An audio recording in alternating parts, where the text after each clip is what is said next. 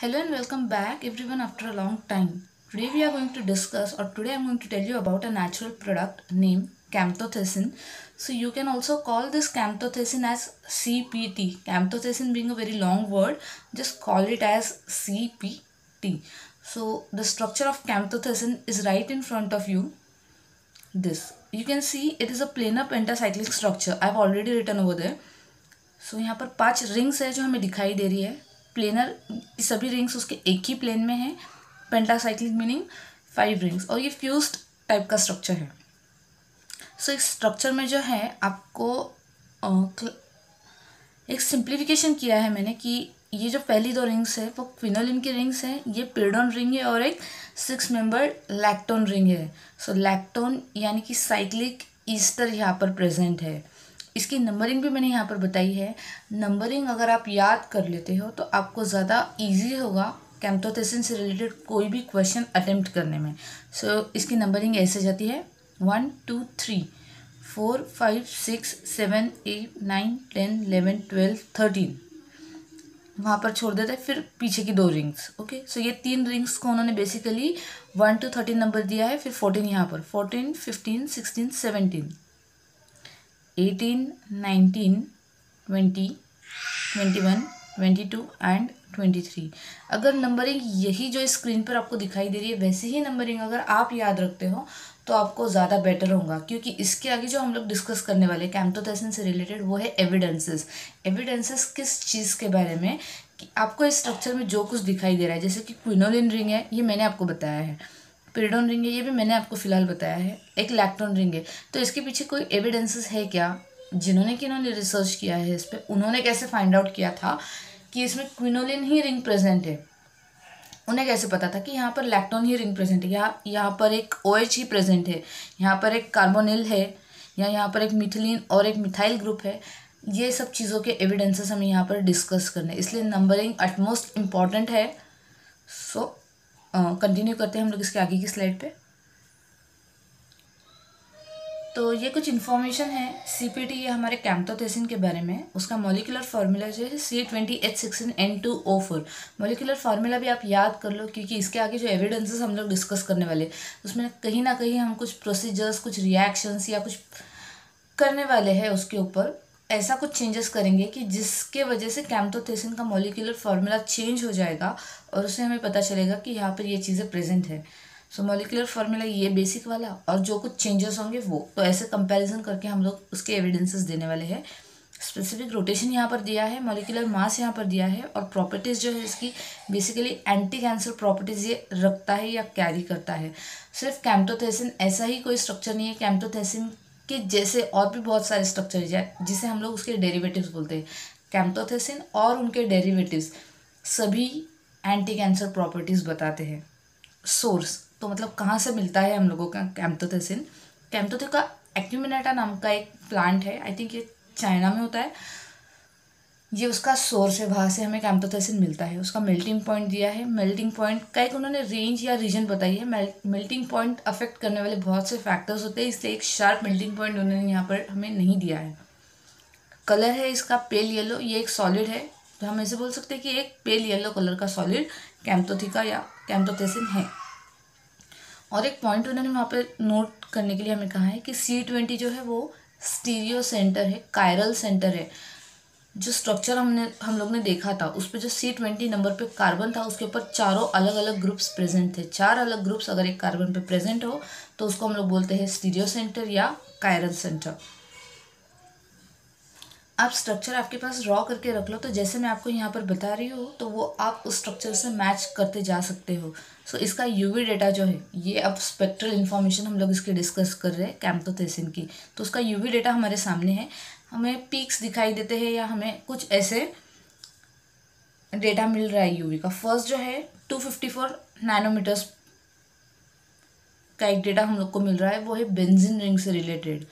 Next है 220 nanometres पर. 220 nanometres का जो डेटा हमें मिल रहा है वो है कॉन्जुगेशन से, कि आपने जो स्ट्रक्चर देखा है पेंटासाइक्लिक वाला उसमें काफ़ी कॉन्जुगेटेड ये है बॉन्ड्स है, तो वो कॉन्जुगेशन का हम लोग को यहाँ पे 220 नैनोमीटर्स पे एक डेटा मिल रहा है। 370 का एक डेटा हम लोगों को मिल रहा है, 370 यानी कि एक्सटेंडेड कॉन्जुगेशन भी यहाँ पर दिखाई दे रहा है, इसलिए वो वैल्यू ज़्यादा है। देन नेक्स्ट है 228, 278 और 315 पे एक डेटा हम लोग को मिल रहा है। सो ये जो तीनों है वैल्यूज़, ये क्विनोलिन रिंग सिस्टम के लिए है। तो जैसे स्ट्रक्चर मैंने आपको बताया था, पहले 2 रिंग्स क्विनोलिन के थे, सो ये उसका डेटा है। ओके, और 230 और 295 पे भी हम लोग को कुछ डेटा मिल रहा है। सो ये 230 और 295 जो है वो पिरिडोन रिंग जो है उससे रिलेटेड ये डेटा है। ये आपको लर्न नहीं करना है, ये जस्ट आपको ध्यान में रखना है कि इससे रिलेटेड अगर आपको कोई क्वेश्चन आता हो तो आप उसको मार्किंग करके बता सकते हो कि हाँ यहाँ पर बेंजीन रिंग है, या यहाँ पर कॉन्जुगेशन है, एक्सटेंडेड कॉन्जुगेशन है, क्विनोलिन है, पिरिडोन है, एज सच। ओके, यहाँ पर आ रहा है हमारा first evidence for presence of quinoline and 2 pyridone ring system. तो जो स्ट्रक्चर हम लोग ने देखा है उसमें क्विनोलिन रिंग प्रेजेंट है और पिरिडोन रिंग भी प्रेजेंट है। ये हमें स्ट्रक्चर देखने के बाद पता चल रहा है, पर जिस किसी ने पहले फाइंड किया था उन्हें कैसे पता चला कि क्विनोलिन है, या कैसे कंफर्म किया कि वो जो ग्रुप्स है, वो जो रिंग्स है वो हेटेरोसाइक्लिक है और ऊपर से वो क्विनोलिन रिंग है और पिरिडोन रिंग सिस्टम है। कंफर्मेशन कैसे हुआ था इन रिंग्स का, इसका प्रूफ, इसका एविडेंस हमें देना है। सो फर्स्ट एक पॉइंट मैंने मेंशन किया है कि एसिडिक और बेसिक मीडियम में अगर हम लोग कैम्प्टोथेसिन को प्लेस करते हैं, किसी भी एसिड में आप रख दो, किसी भी बेस में आप रख दो, तो कैम्प्टोथेसिन पर कोई भी इफेक्ट नहीं होने वाला है। ये मैंने एक्सपेरिमेंट नहीं किए हैं, ये जिस किसी ने एक्सपेरिमेंट किए हैं हमें वो डिस्कस करने हैं। ओके, इससे आगे अगर हम लोग दिमाग लगाते हैं तो और कोई पॉइंट्स भी हमें मिल जाएंगे, बट वो हम हमारे रिसर्च पेपर में डाल सकते हैं। फिलहाल जो हम लोग देख रहे हैं प्रीवियसली लोगों ने क्या किया है इसके ऊपर। सो एसिडिक और बेसिक मीडियम में कैम्प्टोथेसिन पर कोई फ़र्क नहीं पड़ता है। इसका मतलब कि कोई भी अमाइनो या फिनॉल ग्रुप वहाँ पर प्रेजेंट नहीं है। It means that no aromatic amino and phenol groups are present. Structure में आपको एक बार दिखा दूँ।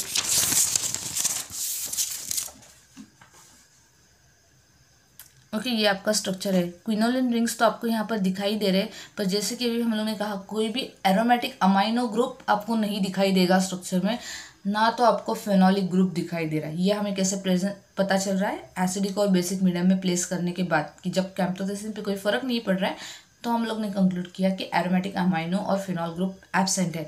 यहाँ पर आपको OH ग्रुप दिखाई दे रहा है, पर ये OH ग्रुप अल्कोहलिक है, यहाँ पर बेंजीन रिंग नहीं है। क्योंकि एरोमेटिक रिंग पर जब OH ग्रुप प्रेजेंट होता है तो हम उसको फिनॉल बोलते हैं, यहाँ पर नहीं है। वो जो बिना एरोमेटिक या अपने प्लेन रिंग को अटैच है तो वो अल्कोहलिक हुआ। ओके, नेक्स्ट इसका IR डेटा है। तो IR डेटा में कुछ पीक्स हमारे पास है, मैंने आपके सामने लिखे हैं। 3440 सेंटीमीटर पर एक पीक हम लोग को मिल रहा है, वो OH का है। 3000 से 3600 ऐसी जो रेंज है वो हम लोग OH के लिए कंसिडर कर सकते हैं। कम ज़्यादा उसके आजू बाजू में कौन से ग्रुप्स प्रेजेंट है, IR यहाँ पर हम लोग को डीप में डिस्कस नहीं करना है। तो 3440 पे एक पीक दिखाई दे रहा है, वो OH का पीक है। ओके, OH तो था भी, जस्ट हम लोग ने देखा। फिर 1745 टू 1760 के रेंज में भी हम लोगों को कुछ पीक्स मिल रहे हैं, वो ईस्टर या तो आपका जो लैक्टोन रिंग है उससे रिलेटेड वो पीक्स है। देन 1680 पे हम लोग को एक पीक मिल रहा है, वो अमाइड का पीक है। अमाइन प्रेजेंट नहीं है बट अमाइड वहाँ पर है, तो उसके लिए हम लोगों को एक पीक मिल रहा है 1680 के अराउंड। और नेक्स्ट 1585 से 1610 के रेंज में हम लोगों को पीक्स मिल रहे हैं, वो है आपके एरोमेटिक रिंग्स के लिए। यस, आपके स्ट्रक्चर में एरोमेटिक रिंग्स भी है, अमाइड भी है, OH ग्रुप भी है और लैक्टोन भी है। तो ऐसा डेटा हमारे सामने निकल कर आ गया है IR वाला। तो देखो, ये जो स्पेक्ट्रल डेटा हुआ जो देखा हम लोग ने, वो उसका एविडेंस ही था कि क्विनोलिन रिंग के लिए आपको पीक्स मिल रहे हैं, पिरिडोन रिंग के लिए आपको पीक्स मिल रहे हैं, सभी वैल्यू स्पेक्ट्रल डेटा में आ रही है। तो ये एक एविडेंस ही हुआ, स्पेक्ट्रल डेटा जो है वो एविडेंस हुआ क्विनोलिन और पिरिडोन रिंग के प्रेजेंस के लिए। उसके बाद कुछ और टेस्ट की थी उन्होंने। फर्स्ट जो टेस्ट की थी वो एक फेनोलिक टेस्ट की थी, FeCl3 की फेनोलिक टेस्ट की थी। सो पिछले स्लाइड में हम लोगों ने डिस्कस किया कि फेनोलिक OH यहाँ पर प्रेजेंट नहीं है। तो जब फेनोलिक OH हम लोग को दिखाई दे रहा है कि नहीं है, तो वह टेस्ट भी आपकी नेगेटिव ही होंगी। So this test is negative for camptothecin. So यहाँ का जो OH है उसको हम लोग कंक्लूड कर रहे हैं कि it is not phenolic but it is alcoholic. और एक अगर हम लोग हाइड्रोलिसिस करते हैं इस स्ट्रक्चर का, कैम्प्टोथेसिन का हाइड्रोलिसिस करते हैं तो हाइड्रोलिसिस उसका पॉसिबल है। और हाइड्रोलिसिस करने के बाद हम लोगों को क्या मिल रहा है, हाइड्रोक्सी एसिड वहाँ पर फॉर्म हो रहा है। जो लास्ट आपकी 6 मेंबर्ड लैक्टोन रिंग है वहाँ पर हाइड्रोलिसिस होगा और वहाँ पर हाइड्रोक्सी एसिड फॉर्म होने वाला है। This confirms the presence of lactone. ये 1 मार्कर क्वेश्चन के लिए आप यूज़ कर सकते हो कि अगर 1 मार्क्स के कोई क्वेश्चन आ रहे हैं या एमसीक्यूज आ रहे हैं तो उसके लिए ये आपको 2 पॉइंट्स अच्छे हैं। ओके, नेक्स्ट डेटा जो हमारे पास है वो एनएमआर डेटा है। जो बेसिक सॉल्वेंट यूज़ किया था कैम्प्टोथेसिन पे वो DMSO था और 60 मेगाहर्ट्ज़ पे ये एनएमआर डेटा रिकॉर्ड किया गया है। सो पूरा डेटा आपके सामने है। जो भी एविडेंसेस है, काफ़ी एविडेंस या काफ़ी प्रूफ आपको स्पेक्ट्रल डेटा से ही मिलने वाला है। ये केमिस्ट्री का एक बहुत ही स्ट्रॉन्ग टूल है कोई भी डेटा कलेक्ट करने के लिए। तो इसलिए आपको यहाँ पर IR, UV, NMR जितना पॉसिबल डेटा है वो सब एविडेंसेस के तौर पर आप बता सकते हो। सो ये है। तो ये जो वैल्यूज़ आपके सामने दिखाई दे रहे हैं NMR के, मैंने उस स्ट्रक्चर पे इनको प्लॉट कर दिया है। या आपको अगर ये प्रॉब्लम्स बहुत अच्छे लगते हैं सॉल्व करने के लिए तो इससे आप आपका डेटा डिराइव कर सकते हो। मॉलिक्यूलर फार्मूला भी आपके पास है, एकदम स्टार्टिंग वाले स्लाइड में ही हम लोग ने देख लिया था मॉलिक्यूलर फार्मूला, और ये डेटा भी आपके पास है। तो इससे भी आप स्ट्रक्चर डिराइव कर सकते हो। या आपको नहीं करना वैसे तो आप स्ट्रक्चर लेके बैठो और सिंपली ये वैल्यूज़ जो है उस पर आप मार्क करके देख लो कि वो हो रहा है क्या नहीं। सो मैं आपको डायरेक्टली बता देती हूँ, मैंने स्ट्रक्चर पे मार्किंग कर ली है ये सब डेटा की। ओके, ऐसा वो जो डेटा है वो मैंने यहाँ पर मार्क कर दिया है। कम ज़्यादा वैल्यूज़, उनके आसपास कौन से ग्रुप है, शील्डिंग डीशील्डिंग इफेक्ट, बहुत सी चीज़ें हैं NMR में, वो सब अप्लाई करके वो वैल्यूज़ निकल आई है वहाँ पे। लोवेस्ट से लेके हाईएस्ट वैल्यू तक भी हमारे पास है।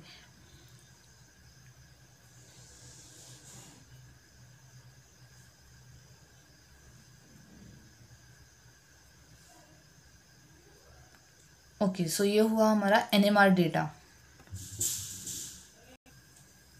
ओके, नेक्स्ट है एविडेंस फॉर CPT और कैम्प्टोथेसिन हैविंग पेंटासाइक्लिक सिस्टम। जो 5 रिंग्स हम लोग ने ड्रॉ किए कैम्प्टोथेसिन में, उसका कुछ एविडेंस है क्या कि बाबा 5 ही रिंग्स थे, 6 रिंग नहीं थे या 4 रिंग्स नहीं थे, 5 ही वो रिंग्स थे, इसका कुछ एविडेंस है क्या? तो इसके बारे में ज़्यादा नहीं डिस्कस किया गया है जितना मैंने सर्च किया है।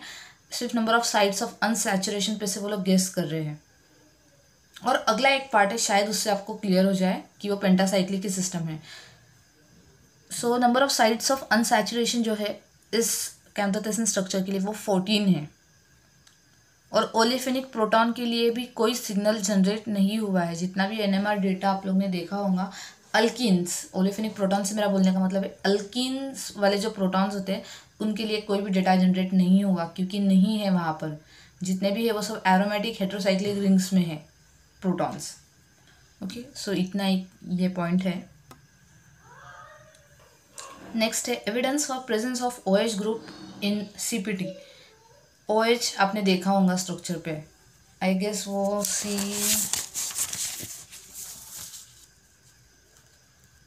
C20 जो स्टीरियो सेंटर है वहाँ पर एक OH ग्रुप अटैच है। हम उस OH के बारे में बात कर रहे हैं। ओके, तो क्या एविडेंस है कि वहाँ पर OH है? एक तो IR डेटा हम लोग देख चुके कि IR में एक पीक जनरेट हुआ था 3440 सेंटीमीटर इनवर्स पे, वो था OH का। सो IR से ऑलरेडी हम लोगों को कंफर्म हो गया है कि OH वहाँ पर प्रेजेंट है। नेक्स्ट हम लोग ने एक FeCl3 की टेस्ट की थी फिनॉलिक, तो वो टेस्ट एब्सेंट नेगेटिव थी, यानी कि वो जो OH है वो फिनॉलिक नहीं था, वो अल्कोहलिक था। सो ये 2 टेस्ट भी आप वहाँ पर लिख सकते हो। और तीसरा उन्होंने क्या किया कि एक एक्सपेरिमेंट किया to prove the presence of OH। Camptothecin को उन्होंने कन्वर्ट कर दिया उसके एसीटेट डेरिवेटिव में। ओके, सो इसके लिए रिएजेंट जो उन्होंने यूज़ किया वो था एसिटिक एनहाइड्राइड। कैम्प्टोथेसिन लिया, कैम्प्टोथेसिन को एसिटिक अनहाइड्राइड के साथ रिएक्ट किया, तो वो जो OH है कैम्प्टोथेसिन का, उसने क्या किया, एसिटिक एनहाइड्राइड पर जाके रिएक्ट किया। उसके बाद स्ट्रक्चर में थोड़ा बहुत चेंज आने वाला है। वो जो OH है, OH वहाँ से गायब हो गया, क्योंकि OH ने क्या किया है, एसिटिक एनहाइड्राइड के साथ रिएक्शन दी है। तो जो आपको न्यू स्ट्रक्चर तैयार हुआ है उसको हम लोग बोल रहे हैं मोनो एसिटेट डेरिवेटिव। इसकी यहाँ पे मैंने लिख दी थी। प्रोलॉन्ग्ड हीटिंग की कैम्प्टोथेसिन और एसिटिक एनहाइड्राइड, इनको बहुत ज़्यादा देर तक वो हीट कर रहे थे। ये कुछ इमीडिएटली 5-10 मिनट में वो एक्सपेरिमेंट कंप्लीट नहीं हुआ था। काफ़ी टाइम हीटिंग करने के बाद उसका मोनो एसिटेट डेरिवेटिव वहाँ पर फॉर्म हुआ है। क्योंकि एक ही OH ग्रुप प्रेजेंट है पूरे स्ट्रक्चर में, तो उतने ही एक OH ने एसिटिक एनहाइड्राइड पर अटैक किया और वहाँ पर एसिटेट डेरिवेटिव फॉर्म किया। इसलिए जो न्यू स्ट्रक्चर तैयार हुआ है उसको हम लोग बोल रहे हैं मोनो एसिटेट डेरिवेटिव ऑफ कैम्प्टोथेसिन। अगर दो होते तो वहाँ पर आपको दोनों भी जगह पर वो रिएक्शन दिखती, पर क्योंकि एक ही OH था तो सिर्फ एक ही जगह पर एसिटिक एनहाइड्राइड का या OH ने वहाँ पर एक ही जगह पे अटैक किया है। ओके, सो स्पेक्ट्रल डेटा जो है वो हम लोग ने लिया, किसका लिया? Mono acetate derivative. अब जो रिएक्शन की हम लोग ने एसिटिक एनहाइड्राइड के बाद, उसके बाद जो न्यू स्ट्रक्चर तैयार हुआ है, हम लोग पॉइंट पॉइंट पर स्पेक्ट्रल डेटा ले रहे हैं कि कुछ स्ट्रक्चर में चेंजेस आ रहे हैं क्या, ये नोट करने के लिए। जैसे स्ट्रक्चर में चेंजेस आएंगे वैसे आपका स्पेक्ट्रल डेटा जो है वो चेंज होता चलेगा और आप उसको पिछले वाले डेटा से कंपेयर करते चलोगे। तो कंपेयर करने से आपको पता चलेगा कि क्या ऐड हुआ या क्या एलिमिनेट हुआ है वहाँ से। सो ये मोनो एसिटेट डेरिवेटिव जो फॉर्म हुआ है उसके लिए डेटा है। मॉलिकुलर फार्मूला उसका C22H18N2O5, यस चेंज हुआ है। मैं आपको प्रीवियस वाला मॉलिकुलर फार्मूला भी बता देती हूँ। IR डेटा में 1725 पर एक पीक जनरेट हुआ है, जिससे कि हमें पता चल रहा है वो एक कार्बोनिल का पीक है। एसिटेट कार्बोनिल जो है वो ऐड हुआ है वहाँ पर एसिटिक एनहाइड्राइड के साथ रिएक्शन के बाद। सो उसका एक पीक हम लोग को वहाँ पर दिखाई दे रहा है। एंड बेसिकली एब्सेंस ऑफ 3440 वाला पीक जो था IR का, वो अब एब्सेंट है न्यू मोनो एसिटेट डेरिवेटिव में। अब तक था, ये रिएक्शन करने से पहले ये पीक वहाँ पर दिखाई दे रहा था क्योंकि OH भी वहाँ पर था। क्योंकि अब आपका OH ही नहीं रहा है तो वो जो पीक है वो भी गायब हो गया है, एब्सेंट हो गया है। This indicates the presence of OH group. So देखो आपके मॉलिकुलर फार्मूला में क्या चेंज आया है। ये मॉलिकुलर फार्मूला आपका न्यू डेरिवेटिव वाला मॉलिकुलर फार्मूला है और ये आपका बेसिक वाला है। सो चेंजेस यहाँ पर आए हैं। प्रीवियस था C20, अब यहाँ पर आपको दिख रहे हैं C22। तो वो जो एसिटेट ग्रुप वहाँ पर ऐड हुआ है उसके 2 कार्बन्स वहाँ पर ऐड हुए हैं। हाइड्रोजन जो है OH के पास से एक H और कहीं से एक H चला गया है और 2 आ गए हैं। स्ट्रक्चर में आपके लिए ड्रॉ कर देती हूँ एक्चुअली।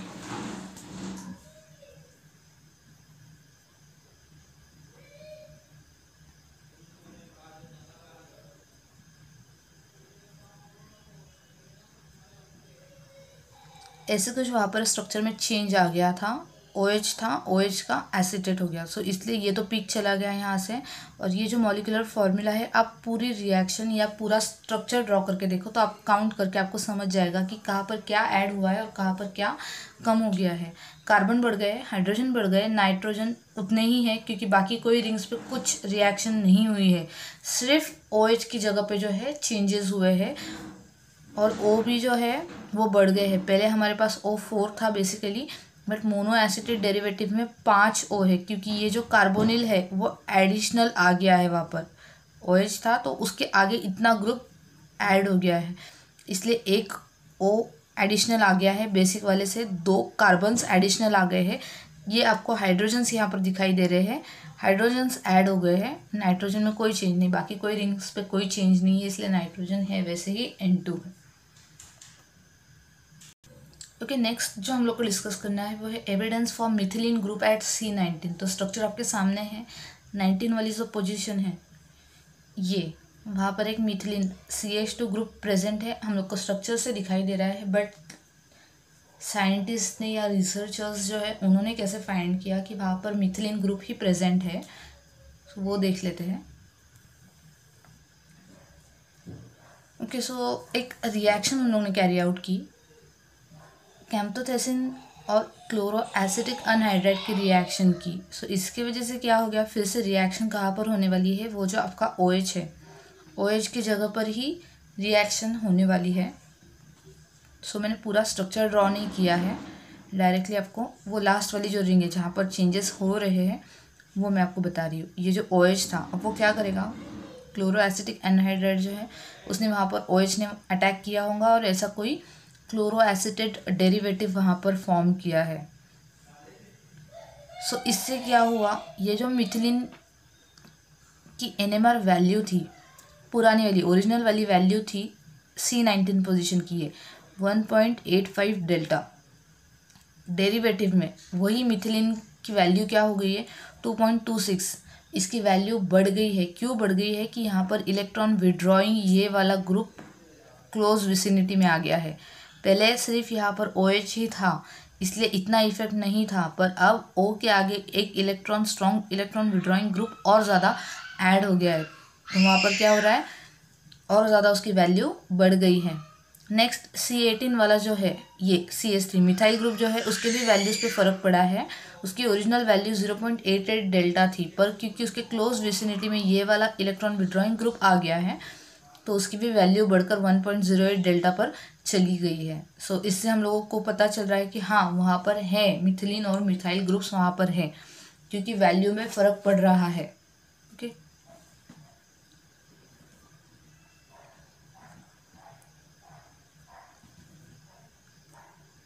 ओके, अगर आपको वो रिएक्शन पसंद नहीं आई तो आप और एक रिएक्शन देख सकते हैं, या CT कन्फर्मेटरी टेस्ट ली है उन्होंने, कि CT हम लोग लेते ही है केमिस्ट्री में, कि कोई एक टेस्ट अगर प्रेजेंट आ रही हो, हाँ हम लोग को कंफर्म करना पड़ता है दूसरे और कोई मेथड से, तो वही इन्होंने CT भी ली है। कैम्टोथेसिन को उन्होंने क्या किया, SOCl2 और पिरिडिन के प्रेजेंस में रिएक्शन की या हीट किया है, तो उसकी वजह से क्या हुआ, आपका जो OH था इस पोजीशन पे 20 वाले पोजीशन पे OH था, वहाँ पर आपको दिखाई दे रहा है क्लोरीन। सो जो डेरिवेटिव है उसका नाम अब चेंज हो गया है, क्लोरोकैम्प्टोथेसिन, ऐसा उस डेरिवेटिव का नाम है।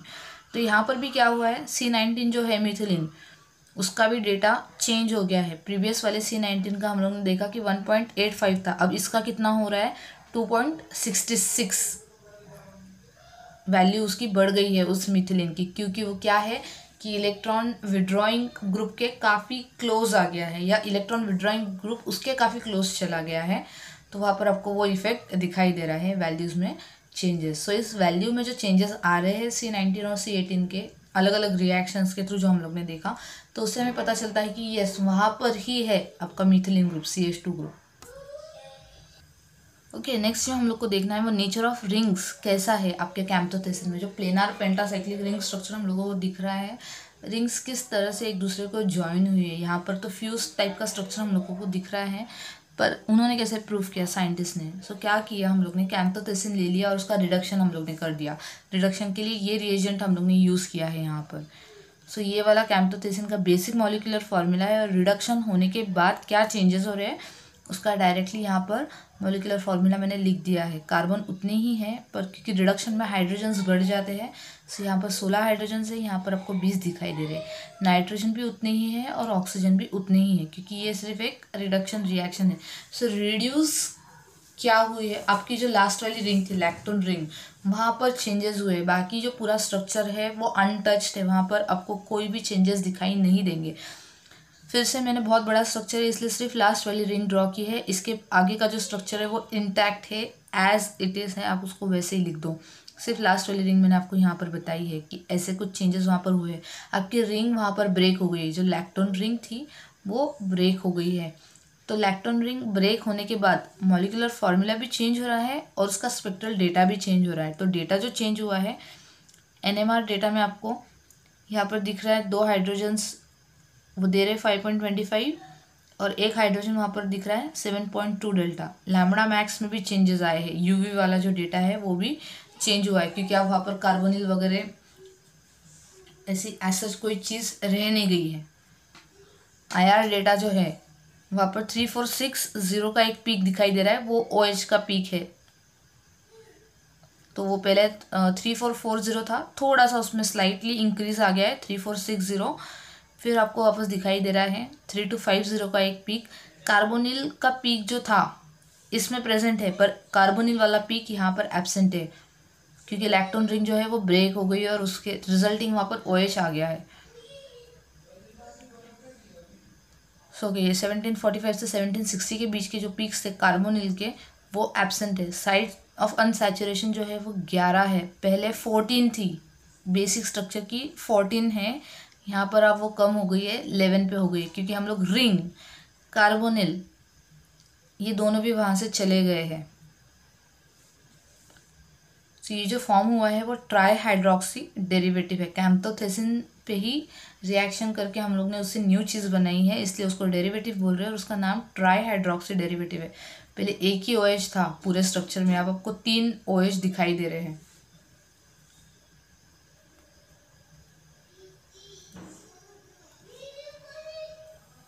ओके, सो जो वो प्लेनर पेंटासाइक्लिक स्ट्रक्चर था उसमें 5 रिंग्स थे। 5 में से तो एक रिंग को हम लोग ने रिड्यूस कर दिया, या ऐसे बोलो कि वो रिंग ब्रेक हो गई है वहाँ पर लैक्टोन वाली। तो जब लैक्टोन वाली रिंग ब्रेक हो जाती है तो फिलहाल एक थोड़ी देर के लिए हम लोग उसको साइड में रख देते हैं, ऐसे कंसिडर ही नहीं करते कि फिर 5वीं वाली रिंग थी, और ना तो उसके ग्रुप्स भी हम लोग कंसिडरेशन में ले रहे हैं फिलहाल। सो 4 रिंग्स अभी भी प्रेजेंट है कैम्प्टोथेसिन में। ओके, सो 4 जो रिंग्स है उसके पॉसिबल स्ट्रक्चर्स जो सामने निकल के आ रहे हैं। ओके, कुछ भी पॉसिबल स्ट्रक्चर उसके रह सकते हैं। जो एकदम फर्स्ट वाला हम लोग ने देखा था वो तो एकदम अप्रोप्रिएट स्ट्रक्चर था। सब स्पेक्ट्रल डेटा कैलकुलेट करने के बाद वो स्ट्रक्चर साइंटिस्ट ने हमें दिया था। पर अब फिलहाल एक रिंग रिड्यूस हो जाने के बाद जो 4 रिंग्स बच रहे हैं, वो 4 रिंग्स जो है एक दूसरे को किस तरह से अटैच हो सकते हैं, इसके एक प्रोबेबल स्ट्रक्चर्स हम लोग ने यहाँ पर ड्रॉ की है। सो देखो, ये एक फर्स्ट है, ऐसा स्ट्रक्चर हो सकता है, ऐसा स्ट्रक्चर भी हो सकता है, ऐसा स्ट्रक्चर भी हो सकता है, ऐसा स्ट्रक्चर भी हो सकता है। ओके, बट राइट वाला स्ट्रक्चर कौन सा है ये गेस करने के लिए स्पेक्ट्रोस्कोपी से जो डेटा हमारे पास आया है, जितना भी स्पेक्ट्रल डेटा है NMR वगैरह, वो हमें सभी स्ट्रक्चर पे अप्लाई करके देखना पड़ेगा। स्पेक्ट्रल डेटा अप्लाई करके देखने के बाद ही हम लोगों को पता चलेगा कि एक्चुअल पर। अब फिलहाल अगर आप यहाँ पर देखोगे और स्पेक्ट्रल डेटा अप्लाई करने जाओगे तो वो ऑलमोस्ट सभी चारों स्ट्रक्चर पे फिट बैठेगा, ऐसी ये बात अभी यहाँ पर है। तो स्पेक्ट्रल डेटा से भी उनका ये प्रॉब्लम सॉल्व नहीं हो रहा था, तो उन्होंने क्या किया, एक्सरे को सब्जेक्ट कर दिया। एक्सरेज के बीच में हमारा कैम्प्टोथेसिन जो है उसको प्लेस कर दिया, या हमारा कैम्प्टोथेसिन एक्सरे रेस को सब्जेक्ट कर दिया। तो एक्सरे टेक्निक के बाद में हम लोगों को पता चला कि ये जो सेकंड वाला स्ट्रक्चर है वो सबसे करेक्ट वाला स्ट्रक्चर है। ओके, 4 प्रोबेबिलिटी, 4, 5, 6 जितने भी प्रोबेबिलिटीज़ है, पर प्रोबेबिलिटीज़ सभी राइट नहीं होती है, कोई एक ही स्ट्रक्चर उसमें से राइट होता है। तो ये सेकंड वाला स्ट्रक्चर है वो करेक्ट वाला स्ट्रक्चर है। ये हमें किसने बताया? सो एक्सरे टेक्निक जो है उससे हमें पता चला कि सेकंड वाला स्ट्रक्चर करेक्ट है। ओके, सो ऐसे हम लोग ने एविडेंसेस देख लिए कि कौन से पॉइंट पे कौन से ग्रुप है, और मुझे कुछ अगर इन्फॉर्मेशन मिलती है तो मैं उस पर भी वीडियो बनाऊंगी। और कुछ चीज़ें हम लोगों को नोट के तौर पर यहाँ पर मिली है, वो है कि फर्स्ट पॉइंट में है कैम्प्टोथेसिन जो है it is highly susceptible to hydrolysis. Hydrolysis reaction इस पर पॉसिबल है, और हाईली ससेप्टिबल है मतलब बहुत ईजिली हाइड्रोलिसिस उसका हो सकता है। नेक्स्ट है the open ring form is inactive. अगर ये जो रिंग्स है क्लोज्ड है वो रिंग्स, इसीलिए वो एक्टिव फॉर्म है कैम्प्टोथेसिन का। अगर हम लोग रिंग्स को ब्रेक कर देते हैं कैम्प्टोथेसिन के, तो पूरा कैम्प्टोथेसिन जो है वो इनएक्टिव हो जाएगा, कोई एक्टिविटी नहीं बताएगा। उसकी एक्टिविटी क्या है? एंटी कैंसर प्रॉपर्टीज़ की उसकी एक्टिविटी है। सो अगर रिंग्स को हम लोग ब्रेक कर देंगे तो उसकी एक्टिविटी डिस्टर्ब हो जाएगी, डिस्ट्रॉय हो जाएंगी, इसलिए उसका क्लोज्ड फॉर्म जो है रिंग फॉर्म है वही एक्टिव है, ओपन रिंग फॉर्म इनएक्टिव है। सब्सटीट्यूशन जो है पॉसिबल है कि पेंटासाइक्लिक है, कहीं ना कहीं आप सब्सटीट्यूट कर सकते हो, पर कौन से पॉइंट पे सब्सटीट्यूशन से हम लोगों को पॉजिटिव इफेक्ट मिलेगा, तो वो है 7, 9, 10, 11 इन प्लेसेस पे अगर आप लोग ने सब्सटीट्यूशन किया तो पॉजिटिव इफेक्ट होगा कैम्प्टोथेसिन पे। उसकी जो प्रॉपर्टीज़ है वो और ज़्यादा इम्प्रूव हो जाएगी, बेहतर हो जाएगी।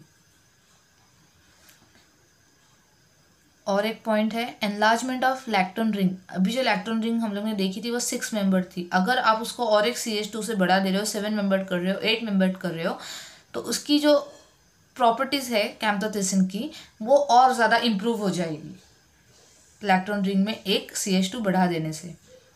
और लास्ट एक है substitution at position 12 and 14 leads to inactive derivative. Yes, chemistry में ये एक पार्ट होता है कि एक बहुत बड़ा स्ट्रक्चर है तो हम लोग कहीं पर भी सब्सटीट्यूट नहीं कर सकते।